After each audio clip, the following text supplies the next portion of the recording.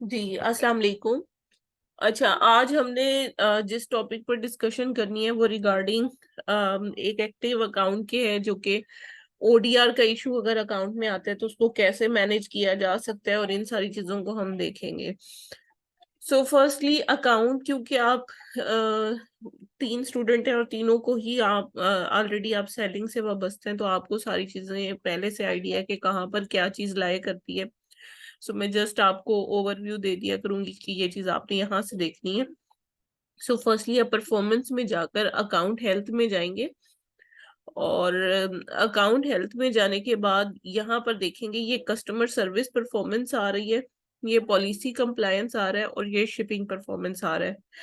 इसमें से ये जो कस्टमर सर्विस परफॉर्मेंस वाला पोर्शन है जिसमें ओडीआर आ रहा है, ये दोनों शिपिंग मेथड्स पर एप्लीकेबल होता है, क्योंकि अमेजोन में सेलिंग करते हुए दो तरह की शिपिंग मेथड हो सकते हैं। या तो हम अपने वेयर हाउस से शिप कर सकते हैं या अमेजोन के वेयर हाउस से शिप कर सकते हैं। अगर हम अपने वेयर हाउस से प्रोडक्ट को शिप करते हैं तो ओडीआर बहुत ज्यादा मैटर करता है, और अगर हम एफबीए करते हैं तो ये ओडीआर काफी हद तक मैनेजेबल होता है। उसकी रीजन ये है कि जब हम एफबीए कर रहे होते हैं तो उसमें शिपिंग अगर लेट हो जाए, या कस्टमर कहे कि मुझे प्रोडक्ट नहीं मिला और ट्रैकिंग कह रही है मिला है, तो वो इस तरह की जितनी भी रिस्पॉन्सिबिलिटीज है उसको अमेजोन ओन कर लेता है। लेकिन सेलर फुलफिल्ड में ये सारी जितनी भी प्रॉब्लम्स आती हैं जो आफ्टर सेल्स सर्विस होती है, उससे रिलेटेड जितने भी इश्यूज आते हैं वो ओडीआर में काउंट होते जाते हैं।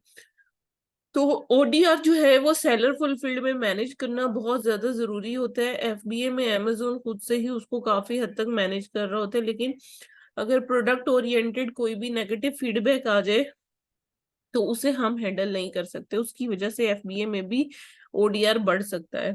इसके बाद ये जो पॉलिसी कंप्लायंस का पोर्शन है, ये सब अकाउंट्स पर एप्लीकेबल होता है। लाइक चाहे हम अकाउंट पर एफबीए करें, चाहे हम अकाउंट पर एफबीएम करें, पॉलिसी कंप्लायंस दोनों पर एप्लीकेबल होता है। और ये जो शिपिंग परफॉर्मेंस है, ये सिर्फ सेलर फुलफिल्ड ऑफर्स पर एप्लीकेबल होता है। अगर हम प्रोडक्ट को एफबीए कर रहे हैं तो ये उस पर एप्लीकेबल नहीं होगा। एफबीए के केस में सिर्फ सेलर फुलफिल्ड ऑफर्स पर ये एप्लीकेबल होगा, यानी कि जो प्रोडक्ट हम अपने वेयर हाउस से शिप कर रहे हैं। तो ओवरऑल अगर देखा जाए तो ये जितना भी अकाउंट हेल्थ का पोर्शन है, ये सारे का सारा एफबीएम पे एप्लीकेबल होता है, सेलर फुलफिल्ड ऑफर्स पर एप्लीकेबल होता है। लेकिन अगर हम एफबीए में देखें तो शिपिंग परफॉर्मेंस का पोर्शन इस पर एप्लीकेबल नहीं होता। पॉलिसी को कंप्लायंस करना एफबीए में एप्लीकेबल होता है, इसके साथ साथ ओडीआर को मैनेज करना भी कुछ हद तक यानी कि एप्लीकेबल होता है। लेकिन ओवरऑल अगर हम देखें तो जो प्रोडक्ट्स हम अपने वेयर हाउस से शिप करते हैं वो ओवरऑल जो है वो एप्लीकेबल होते हैं। ओवरऑल जो है इसमें इस तरह का इशू जो है वो हमें फेस करना पड़ सकता है। सो आज हमने एक माइनर जो अकाउंट जब हम रन कर रहे होते हैं तो उस टाइम पर अगर ओडीआर का इशू रेज होता है, और अगर हम कुछ इन्वेंट्री एफबीए कर रहे हैं और कुछ इन्वेंट्री एफबीएम कर रहे हैं, तो उसको हम कैसे मैनेज कर सकते हैं, वो सारी चीजों को आज हम देखेंगे। सो फर्स्ट ऑफ ऑल, इसमें दो तरह की चीजें हो सकती हैं।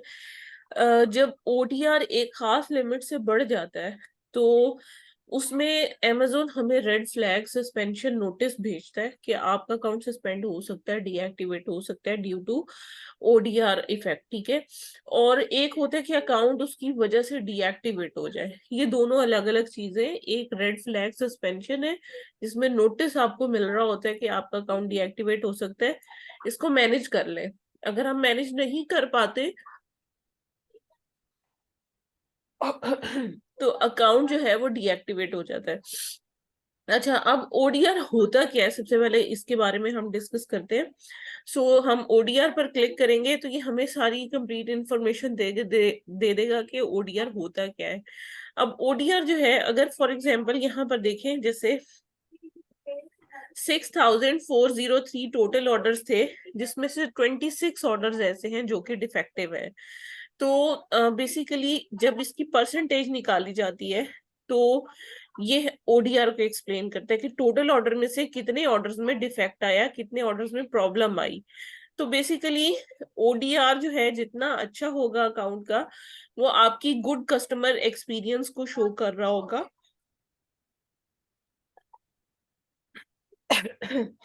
अच्छा, इसमें जितने भी ऑर्डर्स जो कि डिफेक्टिव होंगे और उनकी हमें परसेंटेज फाइंड आउट करनी है। इसमें दो तरह की परसेंटेज आपको नजर आ रही होती है। एक परसेंटेज होती है जो कि रिगार्डिंग 60 डेज टाइम पीरियड होती है। तो अगर हम यहाँ पर मेन पर जाकर दोबारा से देखें तो यहाँ पर आपको 60 डेज की परफॉर्मेंस ही नजर आ रही है, ये वाली टोटल 60 डेज की परफॉर्मेंस यहाँ पर नजर आती है। और विद इन 60 डेज जो भी इशू रेज हो रहे होते हैं वो आपको यहाँ पर इस तरह से शो हो रही होती है। अब यहाँ पर देखिएगा कि ऑर्डर्स विद अ डिफेक्ट 26 है, लेकिन अब यहाँ पर इसकी फर्दर डिस्ट्रीब्यूशन है, क्योंकि जो ओडीआर है वो मेनली इन तीन चीजों पर डिपेंड कर रहा होता है। नेगेटिव फीडबैक पर, ए टू जी गारंटी क्लेम पर और चार्ज बैक क्लेम पर, इन तीनों चीजों पर डिपेंड कर रहा होता है। इसका टारगेट अमेजोन ने सेट किया हुआ है कि अंडर 1% होना चाहिए। अगर 1% से अबव जाता है तो अकाउंट में जो है वो इशू आना स्टार्ट हो जाते हैं, अकाउंट पे सस्पेंशन के फ्लैग्स जो है वो नजर आना मतलब शुरू हो जाते हैं। ठीक है, तो कहने का मकसद ये है कि अकाउंट जो है वो उसको अगर हम मतलब मेंटेन रखना चाहते हैं तो हमें ओडीआर को मेंटेन रखना है। और अगर ओडीआर मेंटेन रख रहे हैं तो इन तीनों फैक्टर्स के ऊपर हमें जो है वो वर्किंग करने की जरूरत होती है। जैसे नेगेटिव फीडबैक है, ए टू जी गारंटी क्लेम है और चार्ज बैक क्लेम है। ठीक है, तो एक ऑर्डर अगर कोई भी डिफेक्ट उसके अंदर आता है तो अगर कोई कस्टमर उस पर नेगेटिव फीडबैक दे देता है, जैसे रिटर्न फीडबैक्स होते हैं, अगर कोई कस्टमर नेगेटिव फीडबैक दे देगा तो अकाउंट पर ओडीआर इम्पैक्ट होगा। और ए टू जी गारंटी क्लेम का मतलब ये होता है कि कस्टमर ने अमेजोन को डायरेक्ट अप्रोच किया है कि मुझे ये प्रोडक्ट नहीं मिला, या मेरी प्रोडक्ट में ये इशू था, या मुझे मतलब प्रोडक्ट टूटी हुई मिली और मुझे जो है इसका रिफंड चाहिए, तो वो क्लेम होता है। तो उसे ए टू जी गारंटी क्लेम कह देते हैं। ठीक है, जो कि ऑब्वियसली डिनाई नहीं हो सकता, क्योंकि अमेजोन उसको इन्वेस्टिगेट करता है और उसके बाद जो है वो प्रोडक्ट का जो भी रिफंड होता है वो वापस कर देता है। इसके अलावा क्रेडिट कार्ड चार्जबैक होता है, जो कि फॉर एग्जांपल अगर किसी का कार्ड कोई मिसयूज हुआ है और वो पर्सन को जब क्रेडिट कार्ड का बिल जाता है और वो कहता है कि ये जो ट्रांजैक्शन है ये मैंने नहीं की हुई, तो उस केस में बैंक जो है वो चार्ज बैक लेता है उनसे। जिस भी प्लेटफॉर्म पर वो पेमेंट गई होती है वहां से वो वापस लेता है। तो इस तरह के सिनेरियो में अकाउंट पर की हेल्थ पर कोई भी इम्पैक्ट नहीं आता।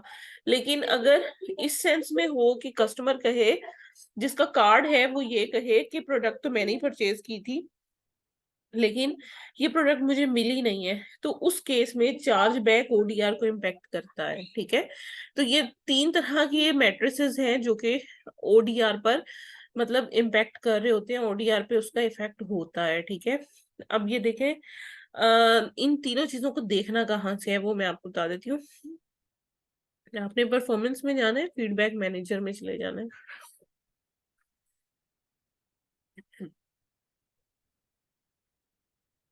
अच्छा, अब देखें, ये क्योंकि हमारा काफी पुराना अकाउंट है, इसमें आपको दिखा देती हूँ। ये पॉजिटिव फीडबैक्स हैं सारे, नेगेटिव फीडबैक पर जाते हैं। 1 स्टार 2 स्टार नेगेटिव कंसीडर होता है। The name was in the wrong font, the letter were not placed flat, very embarrassed to give as a gift. ठीक है, ये उसने मतलब दिया। अब ये एफबीएम क्योंकि प्रोडक्ट थी और हमने अपने वेयर हाउस के थ्रू इस प्रोडक्ट को भेजा था, और वैसे भी ये प्रोडक्ट ओरिएंटेड जो है वो समझे फीडबैक है, ये शिपिंग या उस चीज से रिलेटेड नहीं है, तो इस को हम रिमूव नहीं करवा सकते। लेकिन अगर कोई सेलर कहता है मुझे प्रोडक्ट ही नहीं मिली, अब यहाँ पर लिखा I order the following item, choose font style, ये वो ठीक है, please send me my order as soon as possible, thank you. उसने मतलब उसे मिला नहीं है, तो इस केस में अगर आप ऑलरेडी सेंड कर चुके हो या उसको रिसीव हो गया है, तो तब हम रिक्वेस्ट कर सकते हैं रिमूवल की। वो यहाँ से क्लिक करके, यहाँ से रिक्वेस्ट रिमूवल पर क्लिक करके हम उससे रिक्वेस्ट कर सकते हैं कि वो रिमूव कर दे। वो फिर उस पर डिपेंड करता है, हम उसे प्रेशराइज नहीं कर सकते कि वो रिमूव करे। ठीक है, ये मैंने नेगेटिव फीडबैक्स कुछ ओपन किए। अब इसमें देखो, जो FBA होता है, उसमें आप रिक्वेस्ट लाजमी करो, क्योंकि इसमें लिखा है कि रिसीव नहीं हुआ पार्सल, और when it come it will be return as this item is no longer needed due to the fact it has been since September with still no order. ठीक है, तो अमेजोन ने कहा कि सेलर की वजह से नहीं है, ये मेरी वजह से है। अब यहाँ पर क्लिक करके रिमूवल, क्योंकि ऑलरेडी करवा चुके इसलिए यहाँ पर शो नहीं हो रहा, तो आप यहाँ पर रिमूवल ऑर्डर पर क्लिक करोगे, अमेजोन इन्वेस्टिगेट करेगा, और उसके बाद इस तरह से लाइंस इसके ऊपर कट होके ये वाला जो हमारा अकाउंट पे जो ODR का इशू आ रहा होगा इस फीडबैक की वजह से, वो रिमूव हो जाएगा। ठीक है, तो इस तरह से हम कर सकते हैं। देखें, ये भी FBA का था, नेवर रिसीव्ड इट। तो यहाँ पर जो है वो हमने मतलब बता दिया सारे का सारा। अमेजोन ने फिर कहा कि ये सेलर की वजह से नहीं है। अब did not receive the correct item और रिफंड। अब ये वाली जो प्रोडक्ट है, इसके ऑर्डर ID पर क्लिक करके देख लेते हैं। ये भी सेलर फुलफिल्ड ऑर्डर है, इस वजह से वो इसको हमने जो है वो मतलब रिमूव नहीं करवा सके। यहाँ पर आप देख लें, फुलफिलमेंट जो है वो सेलर के थ्रू है। जो सेलर के थ्रू होती है उसके लिए हम फीडबैक रिमूवल की रिक्वेस्ट नहीं कर सकते, क्योंकि ऑब्वियसली अमेजोन जो है वो इसमें कर सकते हैं। अब देखो, ये वाला जो यहाँ पर नजर आ रहा है हमें एक feedback, this big black brush which would as indicated in the photo was not included in the kit। ठीक है, ये इस तरह करके उसने किया, तो अमेजोन ने फिर उसको कैंसिल कर दिया, क्योंकि अमेजोन ने कहा कि फुलफिलमेंट एक्सपीरियंस अमेजोन का है। तो जो भी फुलफिलमेंट एक्सपीरियंस अमेजोन का होगा, अब ये देखो, हालांकि ये भी वो है कि पीसीज में ब्रोकन उसे प्रोडक्ट जो है वो मिली है, हम इसको रिक्वेस्ट नहीं करेंगे क्योंकि अमेजोन इसको एक्सेप्ट नहीं करेगा, क्योंकि हमारे पास कोई प्रूफ नहीं होगा।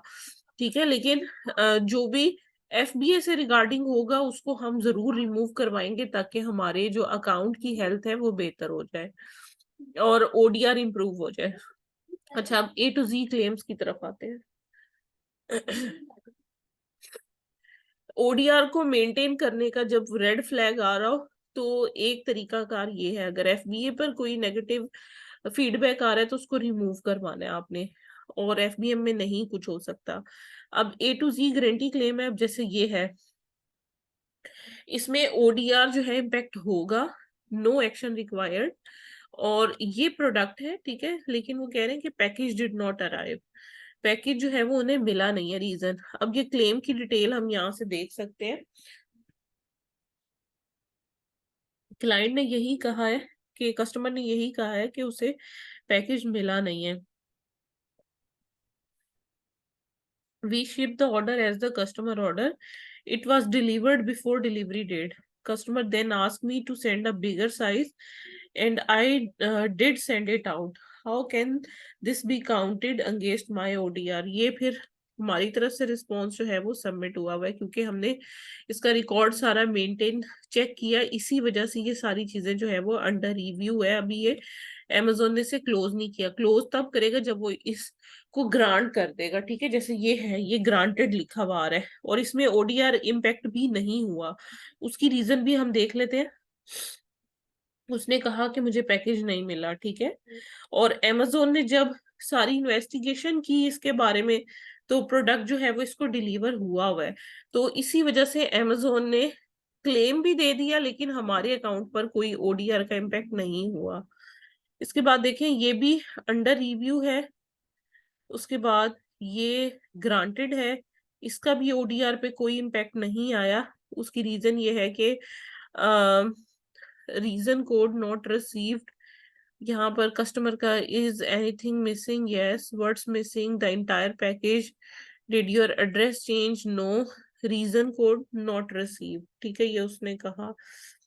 और अमेजोन ने जो है वो यहाँ पर देखें, why is this happening, the customer complain an issue with the delivery, cost of this claim. अच्छा, इसमें जो है on your behalf because you used Amazon by shipping and the customer issue was outside your control. अब क्योंकि हमने यहाँ पर Amazon की shipping जो है वो बाय की थी और Amazon ही रिस्पॉन्सिबल था प्रोडक्ट को कस्टमर तक पहुंचाने के लिए, इस वजह से Amazon ने कहा कि ये सारी चीजें आपके कंट्रोल में नहीं थी, तो इसलिए हम इस क्लेम को आपकी बिहाफ पर हम खुद पे करेंगे। तो Amazon ने पे भी कर दिया और यहाँ पर देखो कि ओडीआर पर भी कोई इम्पैक्ट नहीं आया।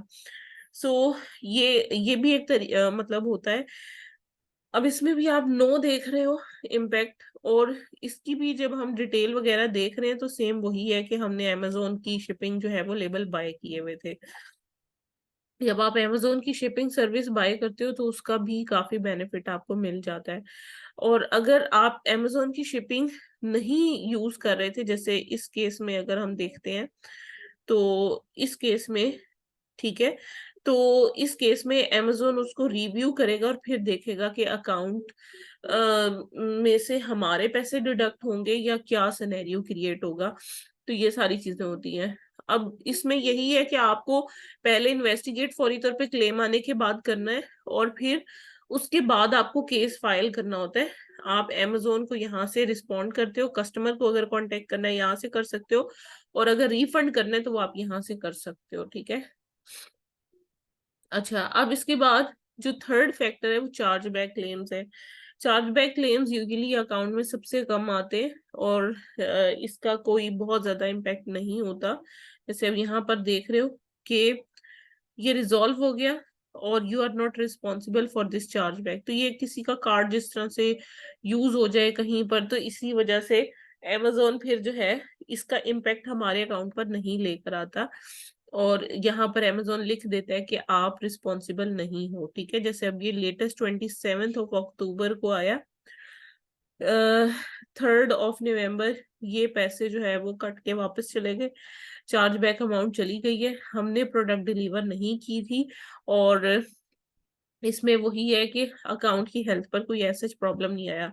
अच्छा, जब ओडीआर का इशू रेज होता है तो रेड फ्लैग सस्पेंशन आती है, तो मैं आपको दिखाती हूँ। अभी लेटेस्ट इस अकाउंट में भी हमने इशू को फेस किया है, तो मैं आपके साथ वो शेयर करती हूँ। नोटिफिकेशन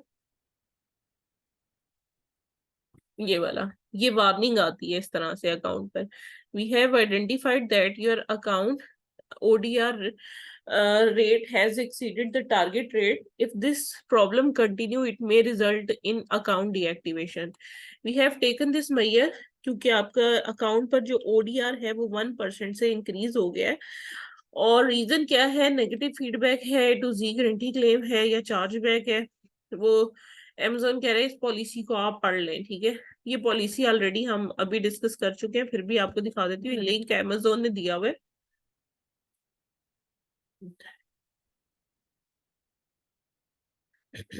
यहाँ पर पूरे वो सेलिंग के जितने भी लिंक्स हैं वो सारे गिवन है, लेकिन हम ऑलरेडी इसको डिस्कस कर चुके हैं। सो Amazon ने कहा है कि आप डीएक्टिवेशन से कैसे अवॉइड कर सकते हो अगर आप no longer violate the above policy. Amazon कह रहा है अपने ऑर्डर्स को रिव्यू करें और ओडीआर के इश्यूज जितने भी आ रहे हैं उस इशू को रिजॉल्व करने की कोशिश करें, ठीक है। अगर आप अपील करना चाहते हैं A to Z guarantee claim की तो उसका तरीकाकार यहाँ पे दिया हुआ है। तो मैंने आपको अभी अपील करने का तरीका बताया है कि आप कॉन्टेक्ट टू Amazon पर क्लिक करके Amazon से कांटेक्ट कर सकते हो और अपील डिसीजन कर सकते हो। अगर Amazon किसी को ग्रांट कर देता है तो हम अपील कर सकते हैं उसके अगेंस्ट, लेकिन अपील का फायदा नहीं होता क्योंकि सेलर फुलफिल्ड ऑफर्स में अगर कोई ऑर्डर इस तरह से गया होता है Amazon उसको प्रॉपरली इन्वेस्टिगेट करके ही जो पेमेंट है वो ग्रांट करता है, तो वो हमारे कंट्रोल में नहीं होता। इसके बाद बायर फीडबैक अगर रिमूव करवाना है तो वो आपको मैंने बता दिया है कि आप पहले तो देखोगे कि इशू क्या था और फिर आप रिक्वेस्ट रिमूवल पर क्लिक करके उसको रिमूव करवा सकते हो। इसके बाद चार्ज बैक क्लेम है, इसको अगर हम देखना चाहें इस लिंक को तो इस पर हम क्लिक कर लेते हैं। चार्ज बैक क्लेम में भी रिफंड का ऑप्शन फौरी तौर पे आ रहा होता है। और अगर जो भी क्रेडिट कार्ड कंपनी है जिसको Amazon के थ्रू मतलब इस्तेमाल किया गया है तो आप अपना केस रिप्रेजेंट कर सकते हो वहां पर। लेकिन बात वही है कि अगर उसका अपना कार्ड यूज हुआ है तो फिर आप शिपिंग डेट उसको जो है वो सेंड करोगे, शिपिंग मेथड, ट्रैकिंग इंफॉर्मेशन, और अगर बायर जो है वो मतलब उसको आइटम मिल जाती है लेकिन वो डिफरेंट होती है जो उसने वेबसाइट पर देखी है, तो आप उससे इंफॉर्मेशन मांग सकते हो, डिमांड कर सकते हो। ठीक है, तो जब वो आपको भेजेगा चीजें तो आप अमेजोन के साथ डॉक्यूमेंटेशन, सपोर्टिंग डॉक्यूमेंटेशन अमेजोन को सबमिट करवा सकते हो, चार्ज बैक क्लेम को रिमूव करवा सकते हो। ठीक है, लेकिन ये बहुत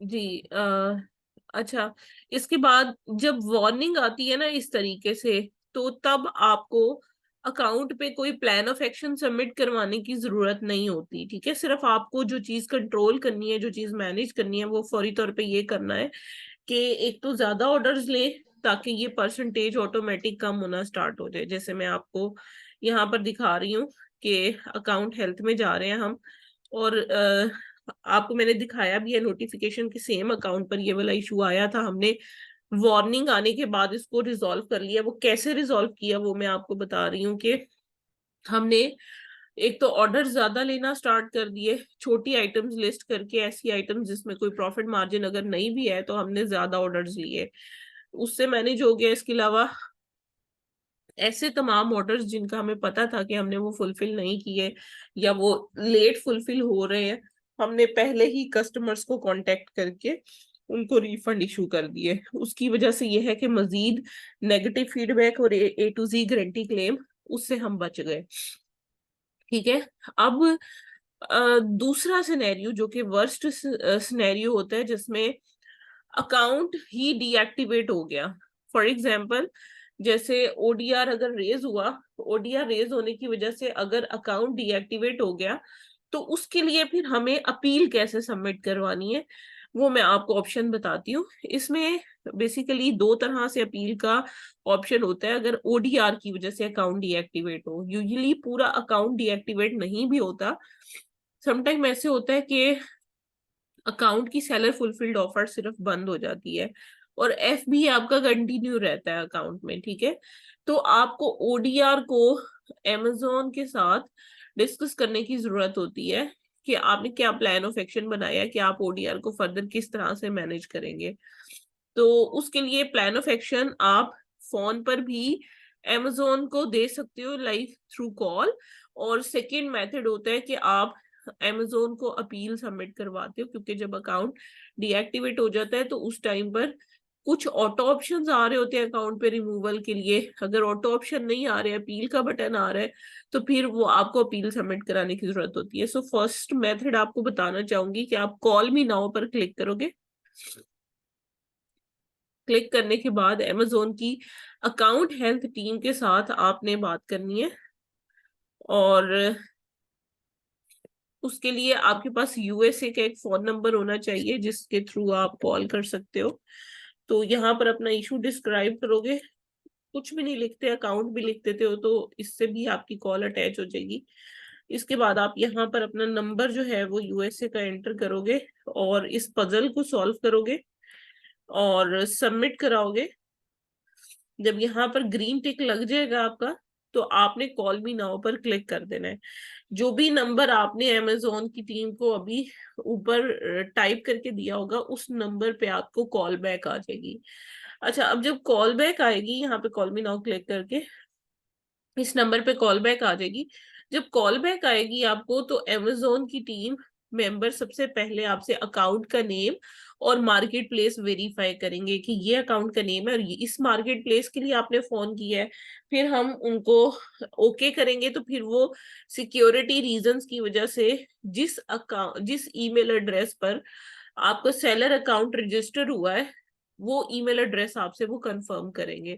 ठीक है, तो यूजुअली आपको वैसे भी पता चल जाता है, लेकिन यहाँ यूजर परमिशन में जाकर भी आपको पता चल जाता है कि किस ईमेल एड्रेस पे अमेजोन का अकाउंट साइन अप हुआ है। तो ये चाइल्ड एक्सेसेस है, इसके जहां पर डिलीट का बटन यहाँ पर नहीं आ रहा, ये वाली ईमेल जो है वो रजिस्टर्ड ईमेल है जिसके थ्रू हम जो है अमेजोन से अकाउंट को हमने साइन अप किया था। तो ये ईमेल हम कंफर्म करेंगे और उसके बाद हम अपने इशू को अमेजोन की टीम के साथ डिस्कस करेंगे कि हमारा अकाउंट ओडीआर की वजह से डीएक्टिवेट हुआ है और हम उसका प्लान ऑफ एक्शन सबमिट करवाना चाहते हैं। ठीक है, तो वो हम फोन कॉल पर भी करवा सकते हैं। तो मैं आपको उसका सैंपल अभी ग्रुप में शेयर करती हूँ और फिर हम उस सैंपल के अकॉर्डिंगली जो है वो बात करेंगे। और अगर आप कॉल के थ्रू कन्वीनियंट नहीं है, अच्छा कॉल पर ना दो तरह के ऑप्शन आते हैं। जब आप कॉल करते हो तो आप उनसे हिंदी में बात करने के लिए रिक्वेस्ट पुट कर सकते हो। अगर वो कर सकते हुए आपसे बात तो वो फौरी तौर पे करना शुरू हो जाएंगे, और अगर वो ना कर सकते हुए तो वो आपको कॉल बैक की सर्विस देंगे कि हम इतने टाइम के अंदर एक बंदा आपको कॉल करेगा, आप उससे बात कर ले, वो हिंदी में बात कर लेगा आपसे। तो मतलब वो पर्सन भी अरेंज कर देते हैं। और अगर आप स्पोकन में अच्छे हो तो आप फिर इंग्लिश में उनसे अपनी बात कम्युनिकेट कर सकते हो। अच्छा, अब मैं प्लान ऑफ एक्शन ग्रुप में पहले शेयर करती हूँ, फिर हम उसके पॉइंट्स को डिस्कस करना स्टार्ट करते हैं। So give me few minutes please.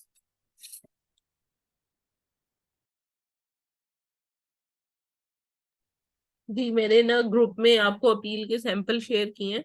अच्छा, अब अपील ऑब्वियसली आपकी इस तरह की होनी चाहिए जिसमें आप अपने इशू को जो है वो कम्युनिकेट कर दो कि क्या इशू था जिसकी वजह से ओडीआर में प्रॉब्लम आया। आप कॉल के थ्रू भी यही पॉइंट्स डिस्कस कर सकते हो उनसे। और आप अगर रिटर्न अपील सबमिट करवाना चाहते हो तो जो अपील है उसके थ्री मेजर पोर्शंस होते हैं। फर्स्ट जो पोर्शन होता है अपील का वो रूट कॉज से रिलेटेड होता है, कि आपको रूट कॉज बतानी होती है कि किस वजह से अकाउंट डीएक्टिवेट हुआ या फिर इशू रेज हुआ अकाउंट में। उसके बाद आपको प्लान ऑफ एक्शन देना होता है अमेजोन को, जिसमें आप बताते हो कि जब इशू रेज हुआ तो आपने फौरी तौर पे अकाउंट पर क्या एक्शंस लिए, आपने फौरी तौर पे क्या स्टेप्स लिए। और एक थर्ड पोर्शन होता है जिससे हम फ्यूचर में इस तरह के इश्यूज आने को कैसे रोका जा सकता है, जिसे फ्यूचर प्रिवेंटिव्स भी कहते हैं या फ्यूचर मेजर्स भी कहते हैं, जिससे हम सेम इशू को दोबारा से रिपीट होने से रोकेंगे। ठीक है, ये थ्री मेजर पोर्शंस होते हैं अपील राइटिंग के। सो फर्स्ट ऑफ ऑल आपको अपील में बताना है कि क्या इशू था जिसकी वजह से ये प्रॉब्लम रेज हुई। तो सबसे पहले आप ये बताओगे कि कितने दिनों से ये इशू रेज होना स्टार्ट हुआ ओडीआर का, क्योंकि हम ओडीआर को कम्युनिकेट करने जा रहे हैं अमेजोन से। और आपने बताना है कि हम, अच्छा कभी भी आपने डिनाई नहीं करना अपील में, आपने रिस्पॉन्सिबिलिटी को हमेशा ओन करना है कि ये रिस्पॉन्सिबिलिटी हमारी ही है जिसकी वजह से जो है वो अकाउंट में इशू आया। अच्छा, अब इसमें मतलब बताओगे अमेजोन को कि हमें कुछ कंप्लेन्स जो है वो रिसीव हुई लेट डिलीवरी की, और जिसकी वजह से A to Z क्लेम भी आया और नेगेटिव फीडबैक भी आया अकाउंट पे, और जिसकी वजह से अकाउंट का ओडीआर में प्रॉब्लम का इशू जो है वो रेज हुआ। उसके बाद आप बताओगे कि हम रिलायबल शिपिंग कैरियर सर्विस जो है वो हायर करने में रिलेक्टेंट रहे, जिसकी वजह से मतलब हम ट्रैकिंग प्रॉपर नहीं दे सके या प्रॉपर इंफॉर्मेशन नहीं दे सके, जिसकी वजह से अकाउंट जो है उसमें प्रॉब्लम आना स्टार्ट हुई और कस्टमर्स को इशू रेज होना स्टार्ट हुए। फिर आपने फौरी तौर पे प्रॉब्लम को रिजॉल्व करने के लिए क्या किया। आप बताओगे कि जितने भी अफेक्टेड कस्टमर थे सबसे पहले हमने जिन उन मतलब उनको फौरी तौर पे फुली रिफंड कर दिया। तो मैंने आपको ये बताया कि जिस तरह अभी अकाउंट पर इशू रेज हुआ था तो हमने पहला स्टेप यही किया कि ऐसे तमाम ऑर्डर्स जिनका हमें पता था कि हमने उनको लेट डिस्पैच किया है, तो लेट डिस्पैच करेंगे तो लेट डिलीवर भी होगी आइटम। जब लेट डिलीवर होगी तो ऑब्वियसली नेगेटिव फीडबैक और क्लेम्स आने का खतरा होगा। तो हमने क्या किया कि उनको फुली रिफंड कर दिया। अगर आप फुली रिफंड कर देंगे उन कस्टमर्स को अप्रोच करके तो अकाउंट पे एज सच कोई भी प्रॉब्लम नहीं आएगा। ठीक है, उसके बाद हमने क्या किया कि हमने तमाम कस्टमर्स को मैसेजेस किए, प्रोफेशनल मैनर में अपोलोजाइज किया, और हमने उन्हें कहा कि जिन्होंने नेगेटिव फीडबैक जो है वो दिया था, और उनके इशू को हमने फौरी तौर पे रिजॉल्व किया या रिफंड किया या जो भी किया वो आपने मेंशन कर देना है, ठीक है। उसके बाद अगर आपको कैरियर डिलेज आ रहे हैं, कोई शिपिंग के इश्यूज आ रहे हैं, तो उसमें आप बता दोगे कि हम अब रियलिस्टिक एक्सपेक्टेशन के मुताबिक 3 to 5 या 2 to 3 बिजनेस डेज की बजाय 3 to 5 बिजनेस डेज कर रहे हैं या 4 to 5 कर रहे हैं, जो भी है वो आप डिलीवरी टाइम जो है वो अपना मैनेज कर रहे हैं। और फ्यूचर में इस तरह की कंप्लेन आने से कैसे रोका जा सकता है, आप वो बताओगे कि हमने कैरियर सर्विस को किस तरह से मजीद रिलायबल बनाया। तो आप ये भी कह सकते हो कि हमने अब अमेजोन की शिपिंग जो है वो बाय करना स्टार्ट कर दी है, ताकि इन इश्यूज को ओवरकम किया जा सके, ये वो। तो आप इस तरह से भी इसमें बात कर सकते हो, या फिर ये भी कह सकते हो कि हम सिग्नेचर की जो प्रूफ ऑफ डिलीवरी में सिग्नेचर लेते हैं किसी एडल्ट के या फिर किसी भी पर्सन के, वो सिग्नेचर सर्विस हम अब लेना स्टार्ट करेंगे, या इस तरह से। मतलब अगर कोई, क्योंकि समटाइम ये भी होता है ना कि आपका ऑर्डर डिलीवर हुआ होता है एक्चुअल में, और कस्टमर बस ऐसे रिफंड मांग लेता है, तो उसके लिए स्पेशली ये होता है कि जब आपकी प्रोडक्ट भी डिलीवर है, हर चीज है, लेकिन आपका ओडीआर भी प्रॉब्लम क्रिएट कर रहा है, तो उस सिनेरियो में फिर आप ये कर सकते हो कि सिग्नेचर सर्विस जो है वो ऑन कर दो। तो फ्यूचर में इस तरह के इशू को रोकने के लिए आप जो है वो सिग्नेचर सर्विस को एक्टिवेट कर दोगे। इसके अलावा जो भी वैलिड ट्रैकिंग नंबर है, जो एक्सपेक्टेड डिस्पैच डेट है, ये वो हर चीज को आप वेरीफाई भी साथ साथ करोगे। और जितनी भी कंप्लेन्स इस तरह की आएंगी उसको रोकने के लिए आप जो है वो एक after sale customer support team जो है वो रखोगे प्रॉपर, जो कि इन तमाम चीजों को जो है वो प्रॉपरली मैनेज करे।